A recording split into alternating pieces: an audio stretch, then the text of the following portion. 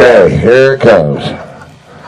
So Cotton, who gave the great advice, and Leon, who I considered my adopted dad. Now we got a third piece of this three-star puzzle. I met Bob Schnebelen in 1989. I didn't grow up with him, but I met him young enough, and he gave me a ride home one night. And that's when he was living out in Belton. He had 3 kids, and he was on his way home after a jam, and we were talking.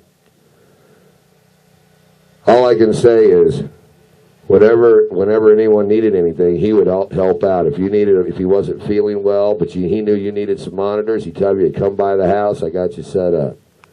In a pinch, if you needed him, he was there. We traveled to South Dakota, Headlight Festival. The next day, we're in Paola, Kansas, doing the first Paola Roots Blues Festival. That was, I believe, Nick's first road trip with the band like that. It was pretty awesome. One thing I can say about Bob is he was real. He was a real man. He was real blues. You had to understand where he's coming from, and he had ideas you couldn't see, but then you found out he was really a true artist. The beauty in this, and I could go on forever, but we can talk later if anyone wants to know anything of my journey. Mary Ann, this is Bob Schnebelen's mother.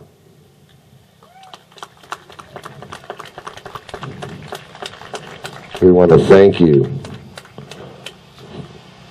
We really want to thank you for sharing Bob with us. He was quite a guy. He's an awesome guy. We're going to get to this. He also has other family. If I could get Nick, Chris, and Danielle up. This is the product of the family.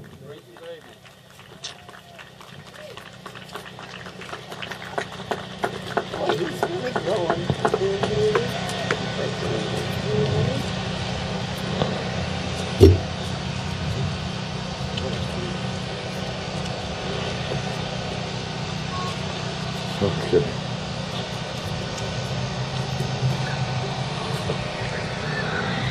When I met Bob, we became like brothers. He took me out to his house. He had a sense of humor. We were eating something. He goes, "Hey, let's cook something up." He makes some stir fry. I go, "Oh, that looks like some good. I've never seen that ketchup bottle before." So I loaded up. He goes, "Well, that's sriracha sauce." And I go, "Wow, that's hot." He goes, "Yeah, I never put that much on." You know. And whenever I was getting ready to do something wrong, he would say, "You're going to stick your nose in the fan, and it's going to get bit. And you want to stay in this business, get that thick of skin. It's going to be leather." But he hung through. When I got introduced, I think Danielle was 6 years old. You guys were pretty young. And I watched them, how they had the manners. That was the one thing I noticed. They had personality. They each had their thing going, but they had manners. They were beautiful people. And that can only come from where he came from. So he was taught manners. And so on we go with the offspring. I remember when Danielle was singing, one week she sounded like a little girl. The next thing she sounded like a woman. She's down at Winslow's, Never Trust a Man, and I just got tears flowing down my face. There'll be some video later. I have some stuff of Nick when he was 14 with Bob for playing to a tribute for Leon Estelle. Everything's coming out of the woodwork. I just got that 3 days ago. So I'm getting all this stuff coming. There'll be a lot more to happen. But for right now, I do want to thank Mary Ann. I want to thank you, Danielle, Chris, and Nick Schnebelens for sharing your family and Bob with us. I want to thank you. And we present you with this plaque, Robert Nicholas Schnebelen, in memory of. And like he said to Nick when he taught him a pentatonic scale and said, "I can't teach you how to play the guitar. I can't do it for you. But you get some of these things down, a couple things, then I'll see you at the gig." And he always would say, "You playing bass with me tonight? You playing some guitar? Okay. All right, see you at the gig." So see you at the gig. He's here right now. In honor of your contribution to the Kansas City music scene from the Kansas Musicians, Entertainers, and Memorial Society, we hand out the plaque of Mr. Robert Nicholas Bob Schnebelen. And if you want to say anything,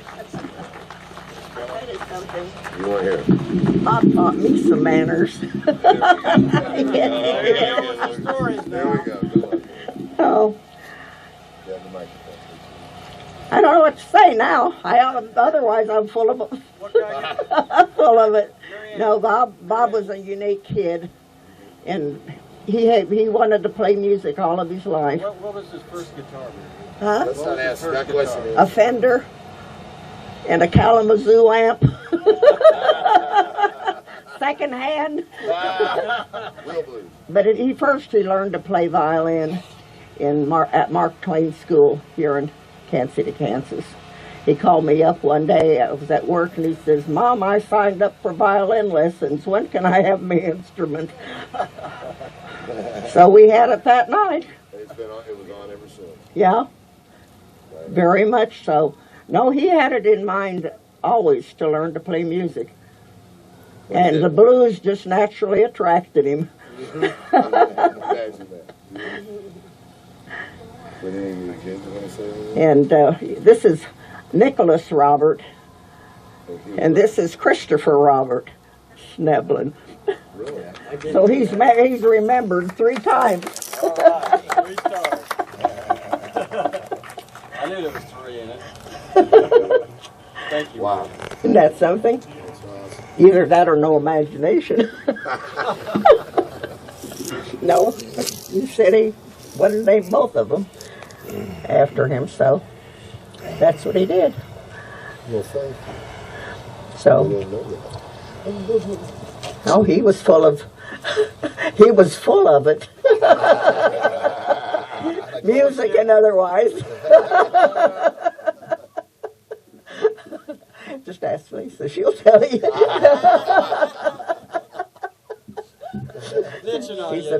Lisa's a very beautiful woman. She is. She is. And I'm proud of her. Mom. She's my granddaughter. I mean, not my granddaughter, my daughter-in-law. We don't. I'll say something.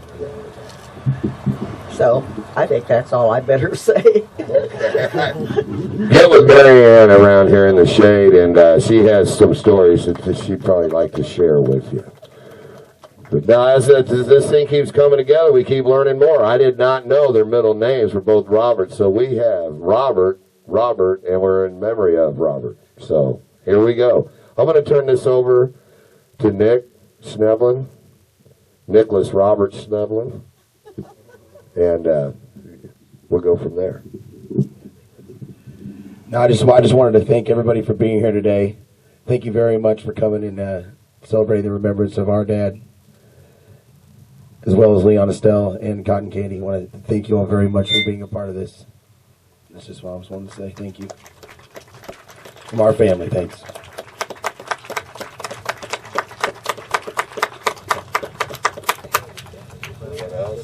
Anything else? All right, well, as you know, can we applaud in memory of Leon Mr. Blues Estelle, Annetta Cotton Candy Washington, and Robert Bob Nicholas Schnebelen. And now, to let this thing go since they have something to do, the product, can we put a round of applause to Lisa Swedlin, the mother of this fine talent who's a singer all her own, Little Eva. Woo, man. Leave this town and cry, I know that's right. She is a beautiful person and a great talent. And she's also a great mother, just as you are. Right. And just as Danielle is. It's beautiful. Well, hey, we have Elijah up here, the grandson of Bob. Huh? Here you go. I don't think this is his first gig, though. But I'll see you at the gig. Without further ado,